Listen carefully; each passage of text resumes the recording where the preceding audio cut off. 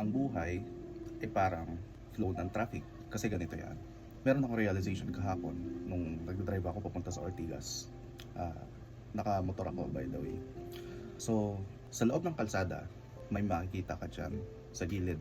Naglalakad, yung iba nakamotor, tapos yung iba nagko-commute, yung iba naman medyo comfy sa buhay, naka four wheels, di ba? Kahapon, medyo stuck ako sa traffic.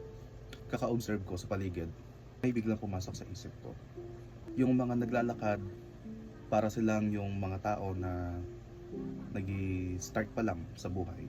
Building from scratch, basically. And yung mga nagmumotor, somehow, medyo nakakaahon-ahon ng konti for the maintenance. Sila naman yung mga tao na para sa akin, syempre motor, singit ng singit.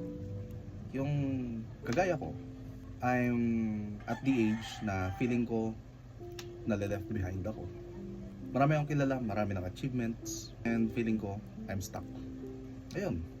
And na-realize ko, parang there are some parts ng buhay na feeling ko masyado kong minamadali. Diba, good things take time, or the best is yet to come. Ika. Yung iba naman is nagko-commute, parang nagre-reflect sa akin na maraming tao, ginagawa lang nila yung mga bagay kasi kailangan. There are some people na gini-give up yung passion o kung ano man yung gusto talaga nilang gawin sa buhay for something na kailangan nilang gawin kasi kailangan. Yung iba naman ay medyo comfy sa buhay. Di bali maipit sila sa traffic, okay lang kahit medyo mabagal. Total, they are capable. And at the same time, wala naman silang masyadong kailangang habulin. So sila naman yung mga tao na if ever may kailangang i-meet, deadlines or reports whatsoever, ang kailangan lang nilang gawin is gumising ng maaga para makaalis ng maaga. Based from these observations, may iba-iba tayong stages sa buhay. Kung nasa amang part ng buhay tayo at kung i-observe natin yung flow ng traffic, mula doon sa naglalakad hanggang doon sa nakasakay sa apat yung gulong, meron silang common denominators.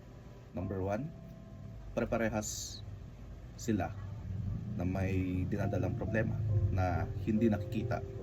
Number two, pare-parehas sila na nagmo-move forward, umuusad.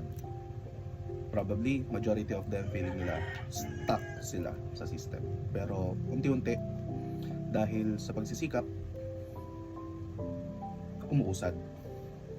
Kahit mabagal, okay lang. Makakarating pa rin sa pupuntahan. And number three, nandun sila kasi meron silang nilook forward na mararating nila. Ayun. Kung nakaka-relate ka sa kahit anong sitwasyon na mayroon, mula doon sa naglalakad hanggang doon sa nakasasakyan, what matters most is umuusad ka. Mabagal kay mabilis, mahalaga umuusad ka. Ang pinaka nakakatakot ay kung hindi ka umuusad and at the same time wala kang ginagawa para umusad. Yun ang pinaka nakakatakot.